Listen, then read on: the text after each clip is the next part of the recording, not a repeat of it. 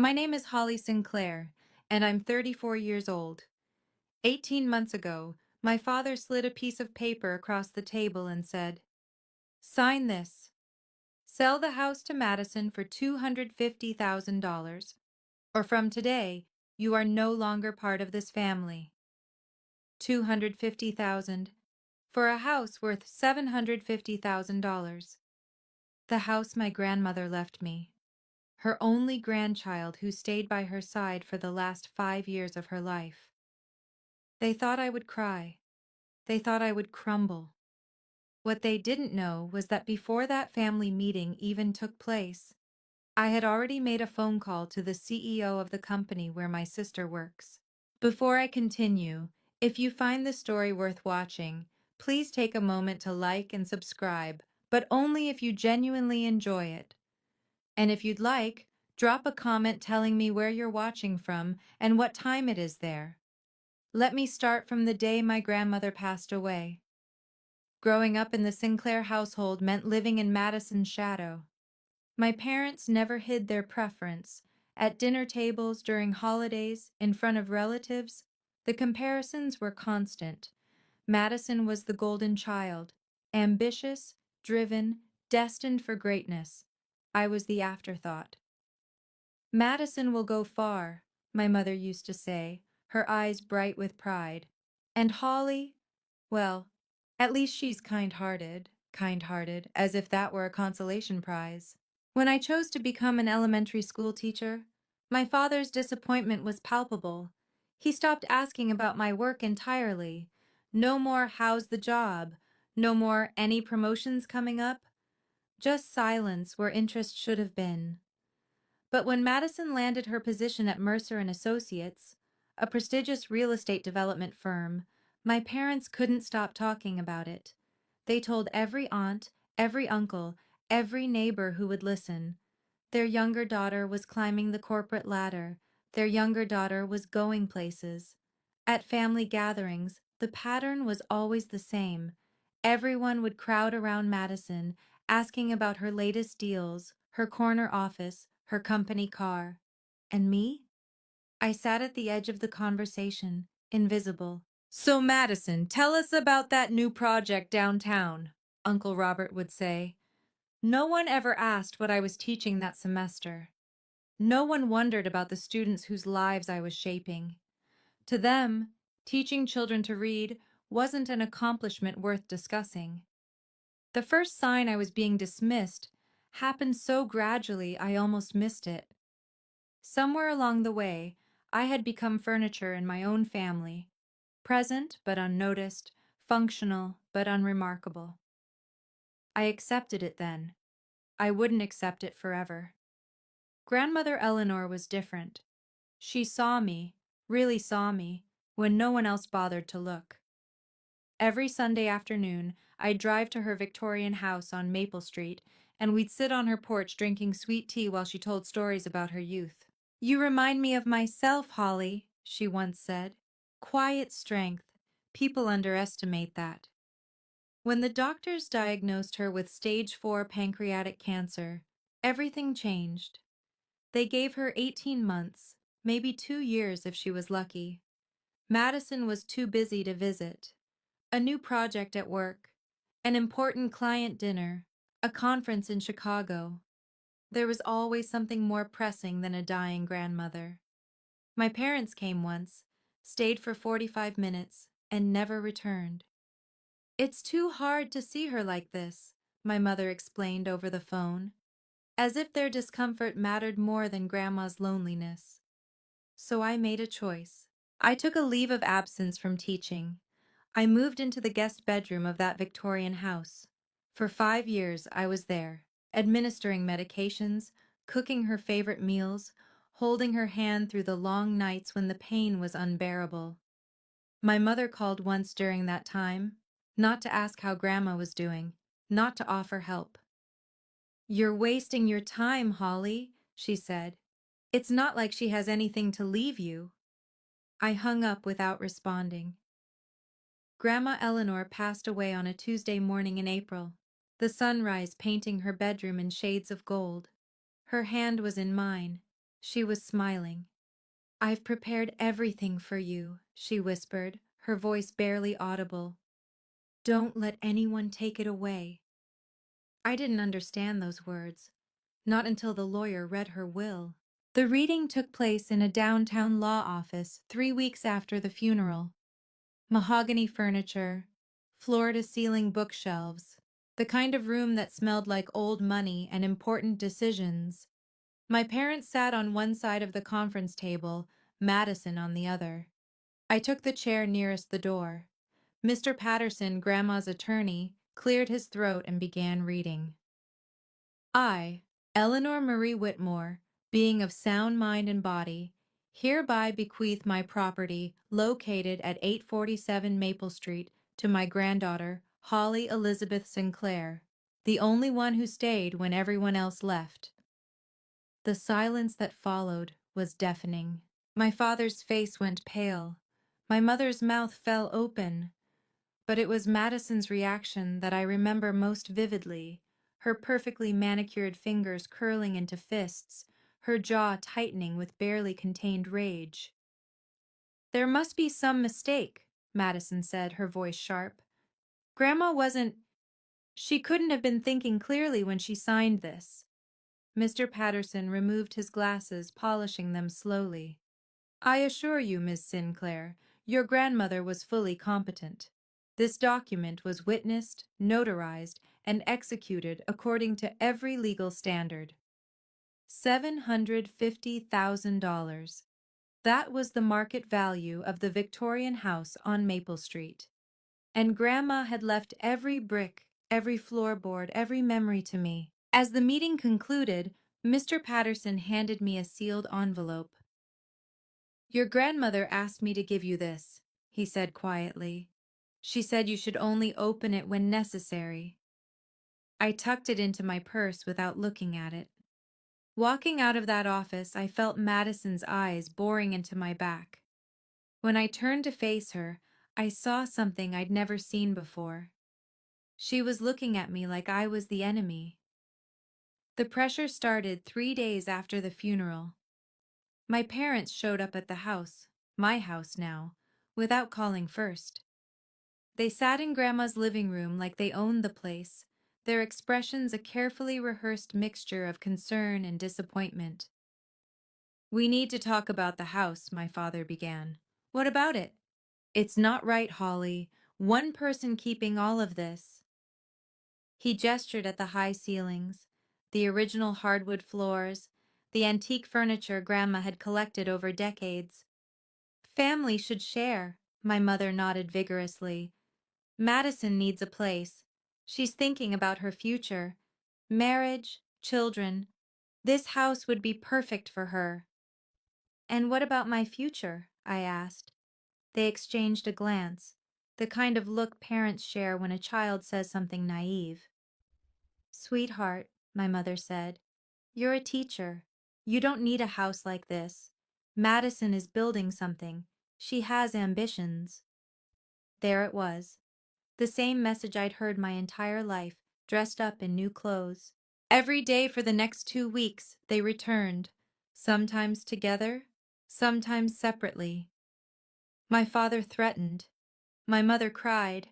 They took turns playing good cop and bad cop, their scripts so predictable I could have written them myself. "If you don't share this with your sister," my father finally said, "you won't have a family anymore." I lay awake that night, doing the math.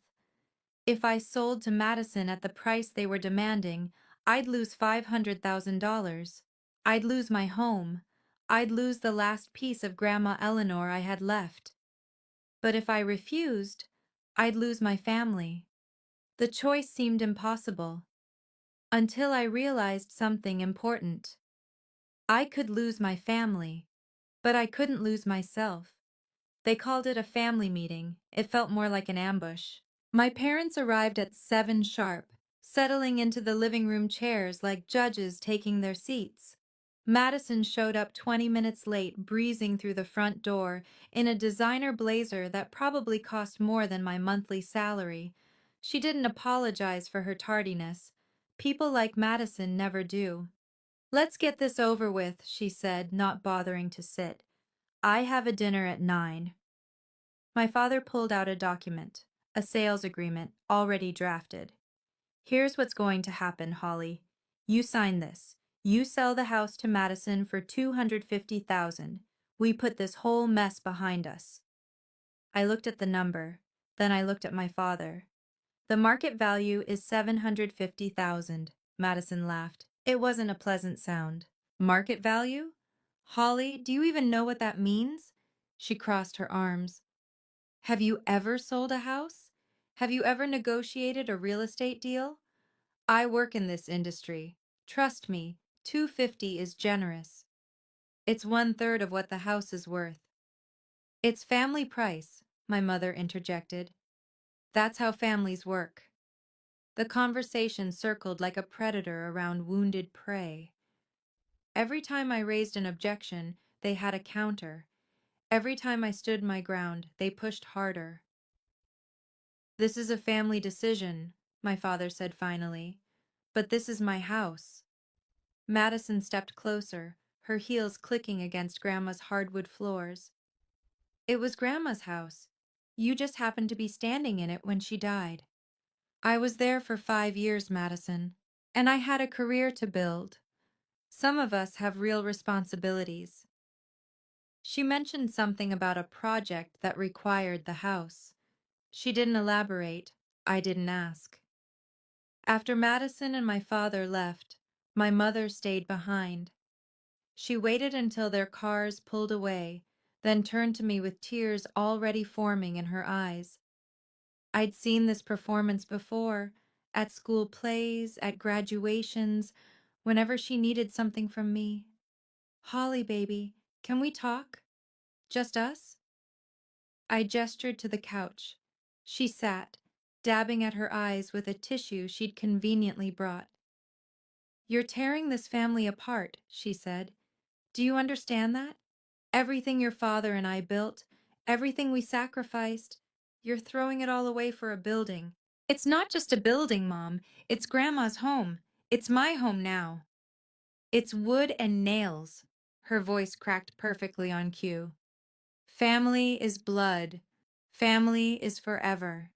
This house will crumble someday, but family is supposed to last. She reached for my hand. I let her take it. Don't you remember all those nights I stayed up with you when you were sick? Don't you remember how hard we worked to give you a good life? And this is how you repay us? The guilt rose in my chest like bile. She knew exactly which buttons to push. She'd been pushing them my whole life. I love you, Mom. I love this family, but I can't sell something Grandma trusted me to protect. Her expression shifted. The tears dried up faster than they'd appeared. I'm giving you 1 week, Holly. She stood, smoothing her skirt. 1 week to come to your senses. After that, don't bother calling me Mom anymore. She walked out without looking back. The front door closed with a sound like a verdict. I sat alone in Grandma's living room, surrounded by her furniture, her photographs, her memory. And I wondered if keeping this house would cost me everything else. The phone rang at midnight. I was already awake, staring at the ceiling, when Madison's name lit up my screen. I considered not answering, but something told me I needed to hear what she had to say. Did I wake you? Her voice was different now, cold, professional, stripped of the theatrical warmth she performed for our parents. What do you want, Madison? I want you to understand something. A pause, ice clinking in a glass. This little standoff you're staging, it's cute, but you need to know who you're dealing with. I know exactly who I'm dealing with. My sister. She laughed softly. I'm not just your sister, Holly. I'm a senior project manager at one of the largest real estate firms in the state. I have connections you can't even imagine. Lawyers, contractors, city officials, people who owe me favors. Is that a threat? It's information. Another pause. You work at a public school, don't you? It would be such a shame if someone started raising questions about a certain teacher's competence. Budget cuts are brutal these days. They're always looking for excuses to let people go. My blood ran cold. You wouldn't. I wouldn't have to. I know people who know people. That's how the real world works, Holly. Maybe they didn't teach that in your little classroom. She hung up without saying goodbye. I sat in the darkness for a long time after that, my phone still clutched in my hand. On the nightstand, Grandma's photograph smiled at me from its silver frame. Then I did something I'd never done before. I opened my laptop and typed 3 words into the search bar. Mercer and Associates Leadership. I didn't know what I was looking for yet, but I was done being prey. I remembered Grandma's words. Don't let anyone take it away. The sealed envelope had been sitting in my purse for weeks. That night, I finally opened it. Inside was a handwritten letter on Grandma's lavender stationery and a business card. My dearest Holly, if you're reading this, it means someone is trying to take what I've given you. I knew this might happen. Your parents never understood the value of things that can't be bought. If you need to keep the house while still protecting yourself, call the number below. Linda Torres was my attorney for many years before Patterson. She specializes in creative real estate solutions. She'll help you find a way. Remember, keeping something doesn't always mean holding on to it with both hands. Sometimes the smartest grip is the loosest one.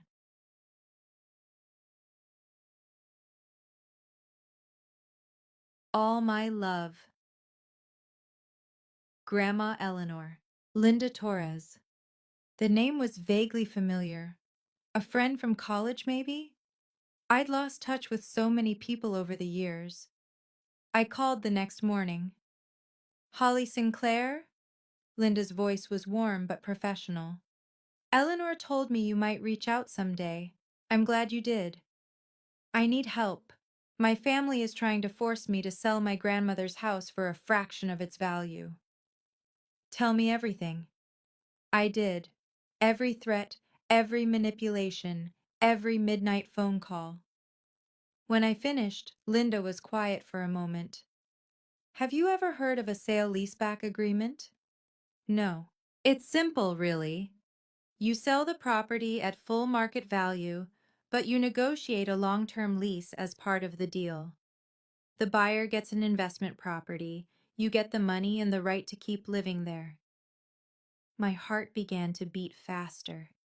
But who would buy a house where the seller still lives? Linda's answer changed everything. Tell me, Linda said, where exactly is your grandmother's house? 847 Maple Street, the Victorian district.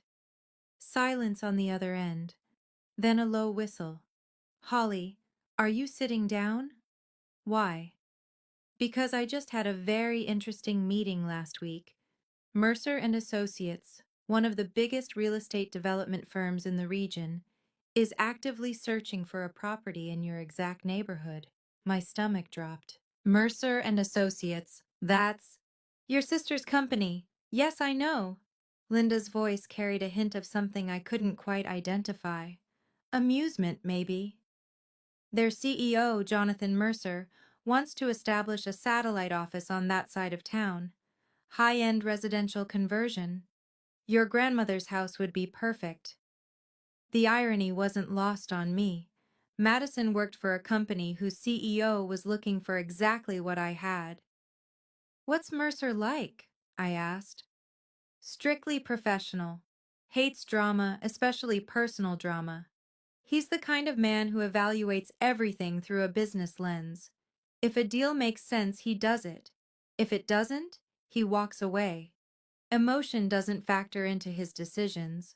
I thought about Madison's threats, her connections, her certainty that she could make my life miserable. If Mercer buys my house, I said slowly, Madison would have to work there. Every week, from what I understand. He wants the satellite office to handle regional accounts. Project managers would rotate through regularly. The poetic justice of it was almost too perfect. Madison demanding my home, then being forced to report to it under her boss's authority. "This isn't revenge," I said, more to myself than to Linda. "No, it isn't. It's business." I could hear her smile through the phone. "And it's a damn good deal for everyone involved. Well, almost everyone. Set up the meeting." My parents chose the nuclear option. They called it a family dinner. But what they really wanted was an audience for my public humiliation. Aunts, uncles, cousins, everyone gathered at my parents' house on a Saturday evening, the table set with Grandma's china. The irony of that particular choice wasn't lost on me. Halfway through the main course, my father stood up. He clinked his wine glass with a fork, commanding attention like a general addressing his troops. "I want to discuss something important," he announced.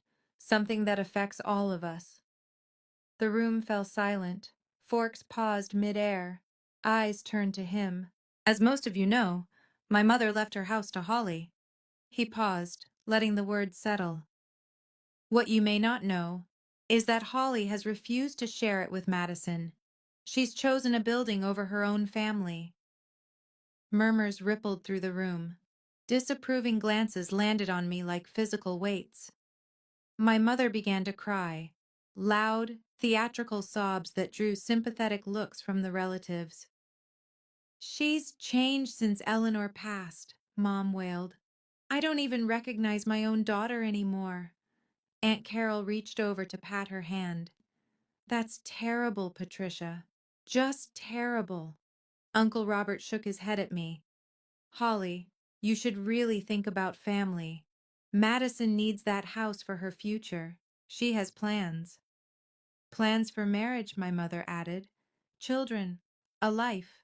And there it was. The implication that my life, my teaching career, my 5 years of caregiving amounted to nothing worth considering. "Holly," my father said, his voice hard, "everyone in this room knows what the right thing to do is." 18 pairs of eyes stared at me, waiting for surrender. I felt very small and very alone. But I also felt something else, something I'd never felt before. Clarity. Madison wasn't finished. She stood up from her chair, smoothing her designer dress, and walked slowly around the table until she was standing directly behind me. I felt her shadow fall across my shoulders. "Let me explain something to everyone here," she said, her voice carrying the confidence of someone who'd never been told no.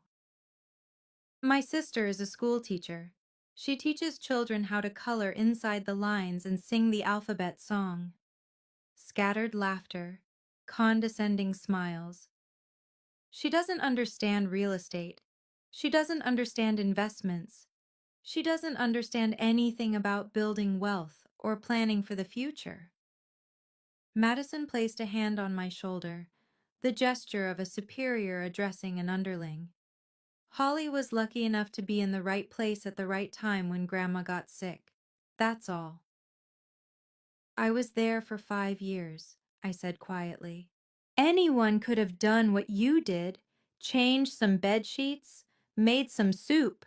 Madison shrugged. "It's not exactly brain surgery." Aunt Carol nodded vigorously. Uncle Robert murmured agreement. I looked around the table at these people who shared my blood, who had known me since childhood, who were now treating me like a stranger, or worse, like a villain. And suddenly I understood. This wasn't about the house.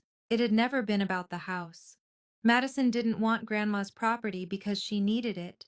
She wanted it because I had it. Because for the first time in our lives, I possessed something she couldn't have. And that was intolerable to her. "You think you won something," Madison whispered, low enough that only I could hear.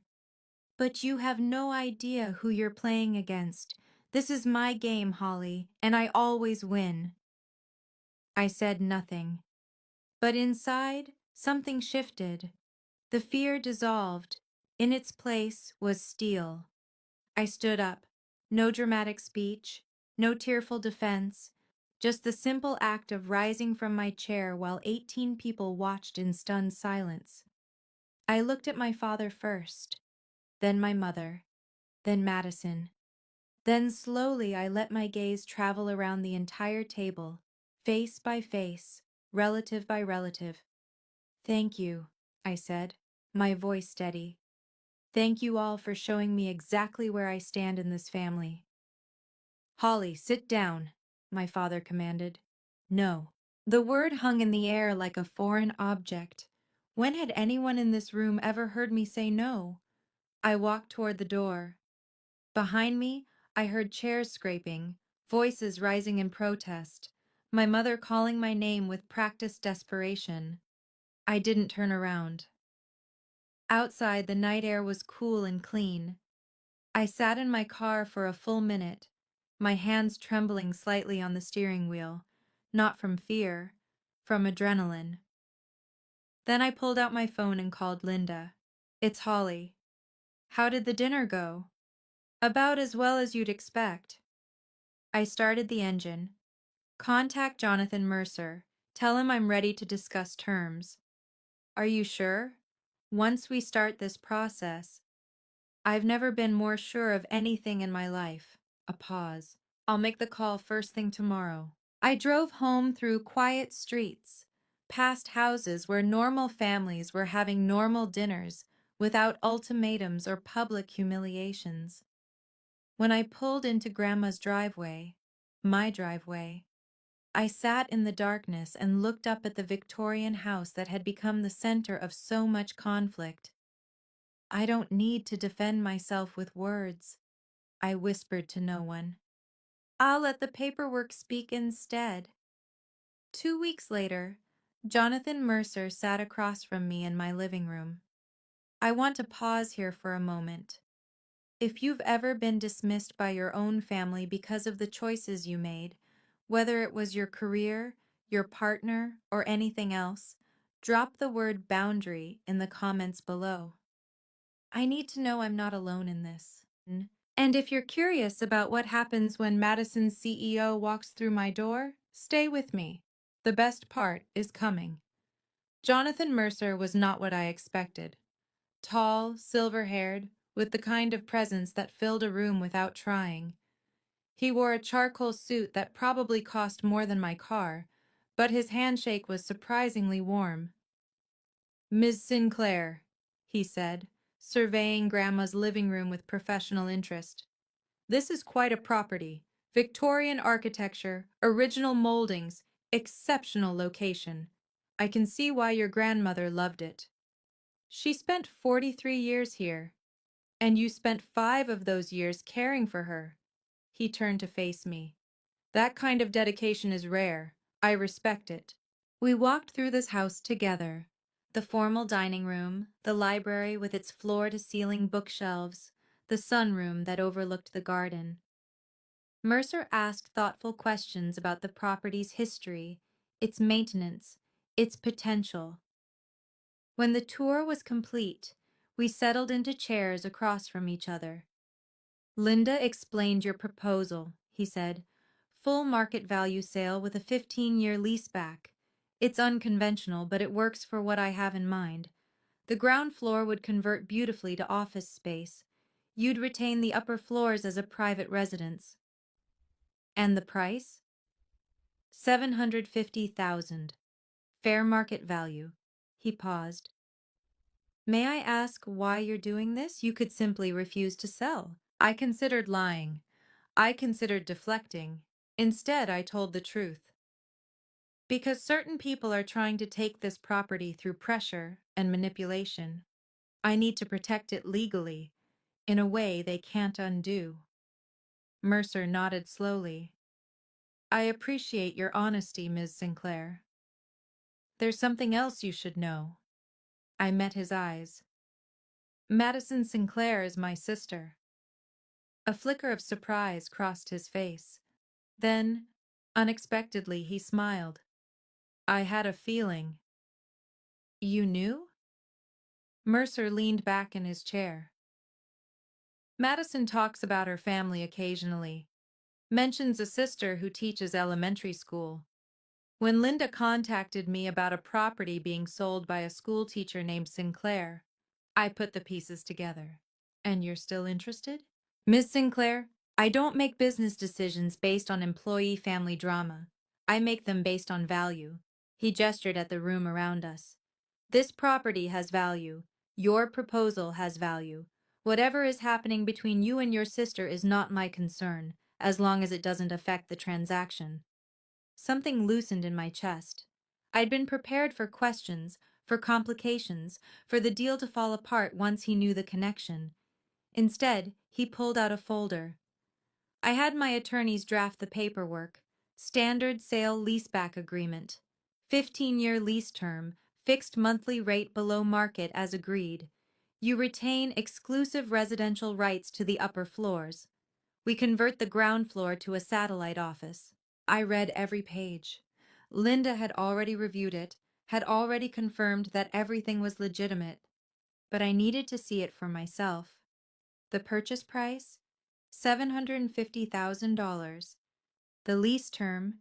15 years, renewable. The monthly rent? Significantly below what I could afford, thanks to careful negotiation. My hand trembled slightly as I picked up the pen. Not from fear, from relief. I signed my name on the final page. Jonathan Mercer countersigned. The notary stamped the document. "Congratulations," Mercer said, shaking my hand. "You've just made a very smart decision." The money would arrive in my account within 72 hours. $750,000 minus closing costs. And I would still wake up every morning in my grandmother's house? "There's one more thing," Mercer said. "The satellite office opens next month. Madison will be assigned there." I smiled. The invitation arrived at Madison's desk 4 weeks later. I know this because Linda told me. Mercer's assistant had confirmed the details. A company-wide event celebrating the launch of Mercer & Associates' newest satellite office. Attendance mandatory for all senior project managers. The address was 847 Maple Street, my address. On the evening of the launch, I stood at my front window and watched the catering trucks arrive. White tents bloomed in the garden. String lights wound through the ancient oak trees. Everything Grandma had built was being transformed into a corporate showcase, temporarily beautifully. Cars began pulling into the circular driveway. Executives in expensive suits, staff members clutching champagne flutes, board members admiring the architecture. And then I saw her. Madison's silver Mercedes pulled up to the curb. She stepped out, adjusting her blazer, checking her phone.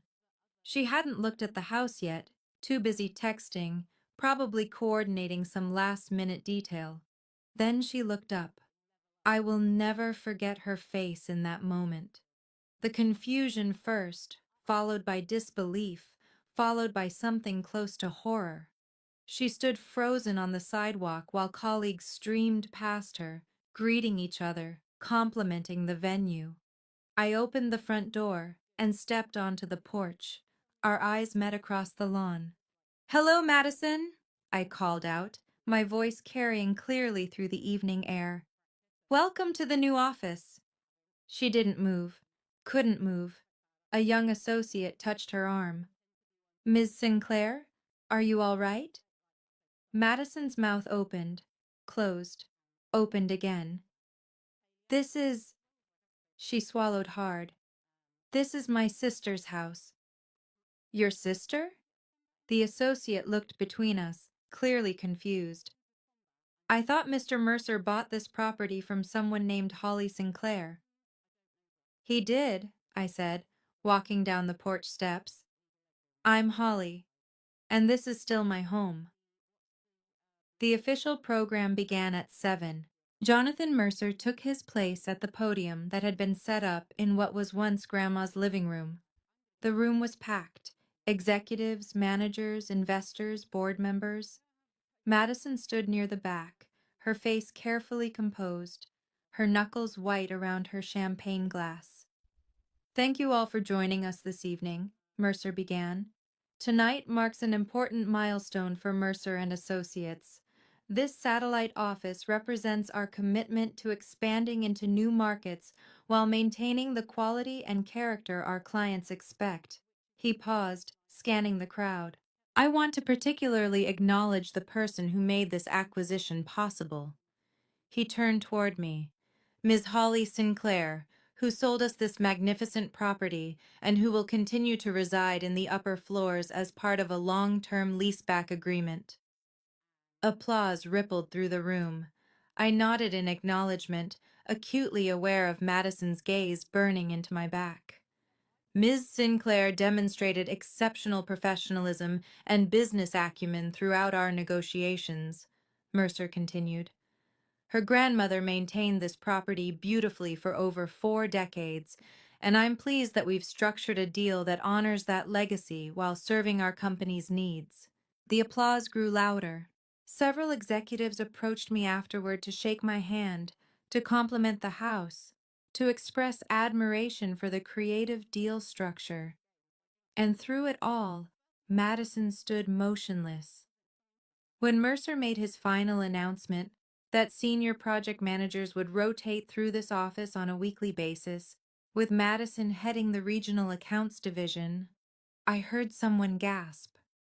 Madison's colleagues turned to look at her with new expressions, curious, knowing.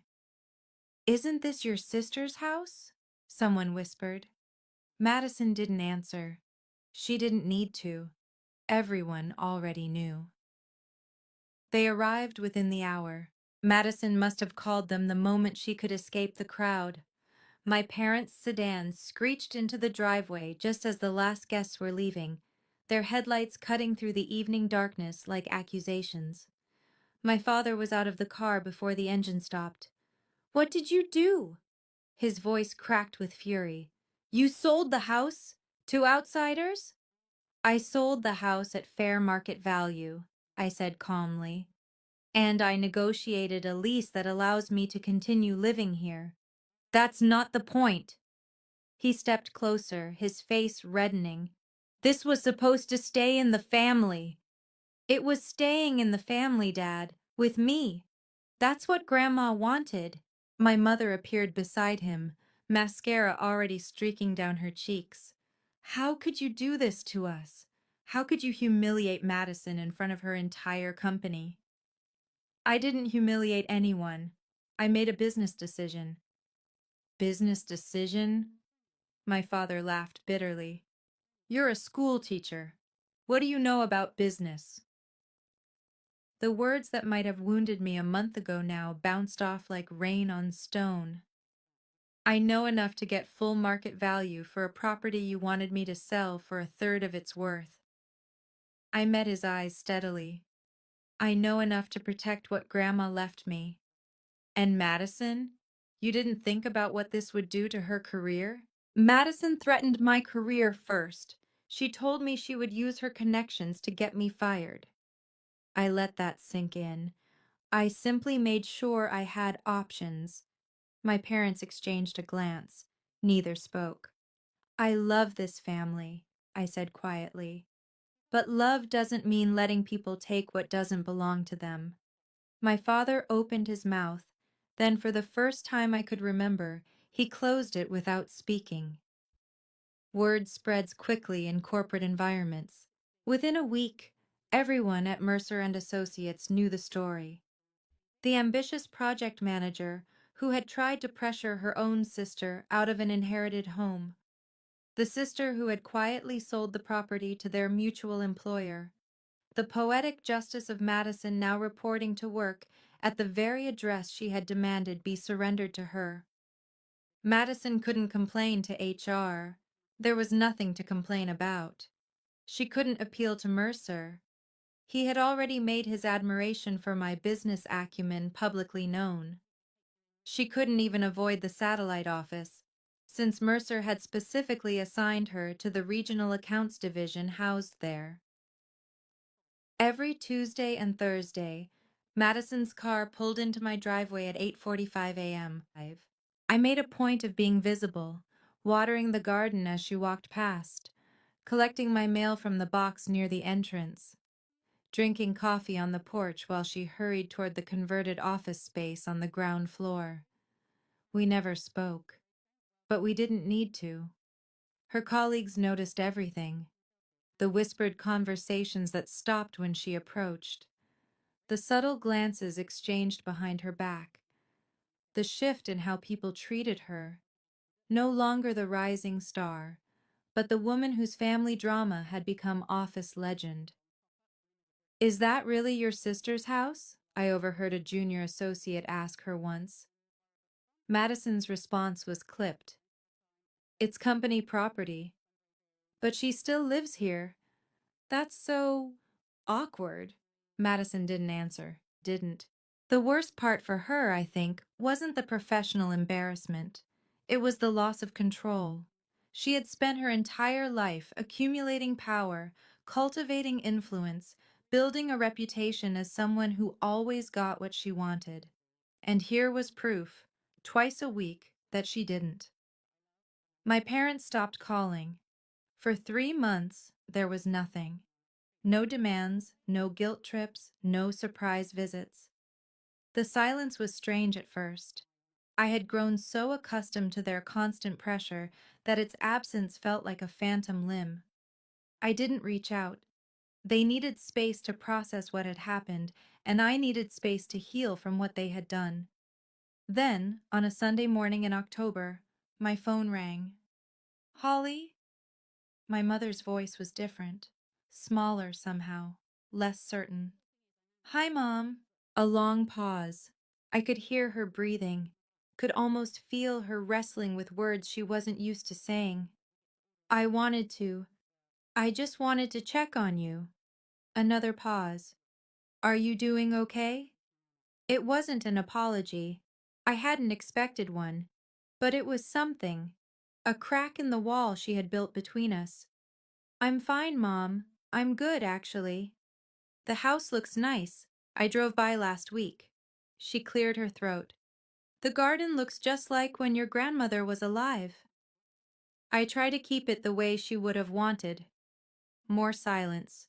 Then, quietly, "She would have been proud of you, Holly. What you did, standing up for yourself. She would have loved that." I felt tears prick my eyes. Not from sadness, from something more complicated. "Thank you, Mom. Maybe we could have lunch sometime? Just the two of us?" "I'd like that."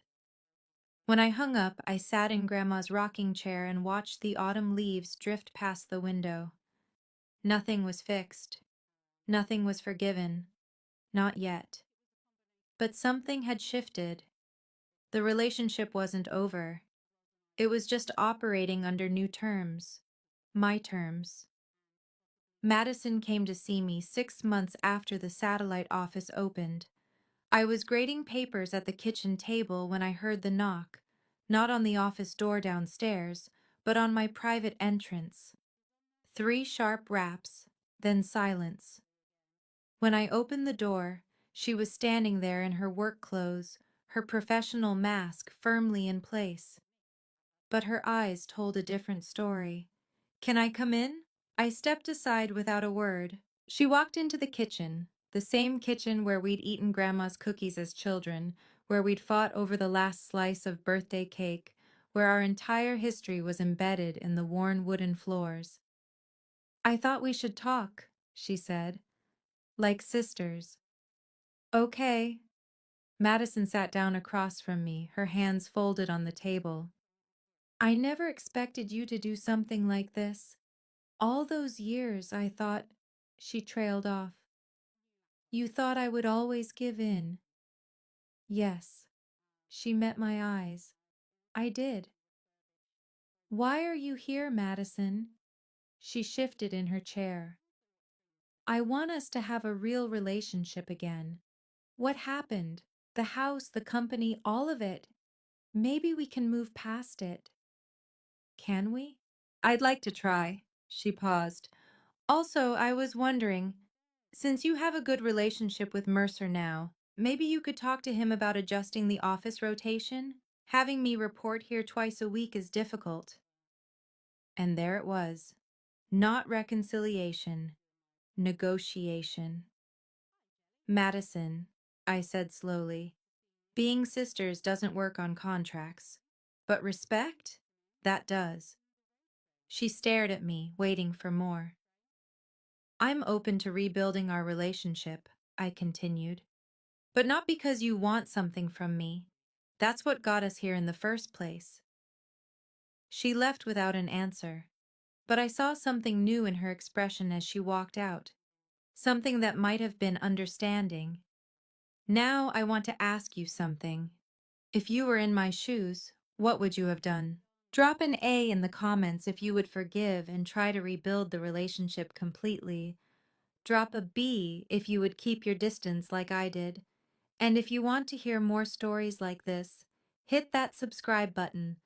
We're almost at the end now. A year passed. I still teach elementary school. I still grade papers at Grandma's kitchen table. I still wake up every morning in the house where she loved me when no one else would. But everything is different now. The ground floor hums with activity during business hours, phones ringing, keyboards clicking, meetings taking place in the room where Grandma used to host her book club. Then 5 o'clock comes, and the silence returns. My silence. My peace. I kept everything that mattered. Her rocking chair sits by the window where it always did. Her cookbook, stained with decades of meals, still leans against the counter. The lavender sachets she made every spring still scent my closet. Sometimes, in the quiet hours of early morning, I swear I can feel her presence. Not as a ghost, nothing so dramatic, more like an echo of love that soaked into these walls over 43 years and never quite faded. $750,000 sits in my investment account. Security I never imagined having, freedom I never knew I needed. And yet money isn't the victory. The victory is walking through my own front door without fear. The victory is knowing that no one can force me out of what's rightfully mine. The victory is understanding, finally, that my worth was never determined by my parents' approval or Madison's achievements. Grandma knew that. She always knew. You remind me of myself, Holly. Quiet strength. I understand now what she meant. Quiet strength isn't about shouting louder than everyone else. It's about knowing your value so deeply that no one can convince you to sell it short. She didn't just leave me a house. She left me a blueprint for how to protect myself. People ask me sometimes if I regret what happened, if I wish things had gone differently with my family, if the price of keeping this house was worth paying. Here's what I tell them. I didn't cut ties with my family. I didn't burn bridges or issue ultimatums of my own. I simply changed the terms of our relationship. For the first time in 34 years, those terms favor me. My mother and I have lunch once a month now. She doesn't apologize for what happened, not in words anyway, but she asks about my students. She remembers their names. She listens when I talk. My father keeps his distance. I suspect his pride is still wounded. Maybe it always will be. But he nods when he sees me. And once, at Christmas, he said my grandmother would have been proud of how I maintain her garden. Madison and I exist in a careful truce. We're not friends, we may never be. But when she walks past my porch on her way to the office, she sometimes waves. And I wave back. Is that forgiveness? I don't know. Maybe it's something more complicated. Something that doesn't fit neatly into a single word. What I do know is this. The most powerful response to injustice isn't anger. It isn't revenge. It isn't even confrontation.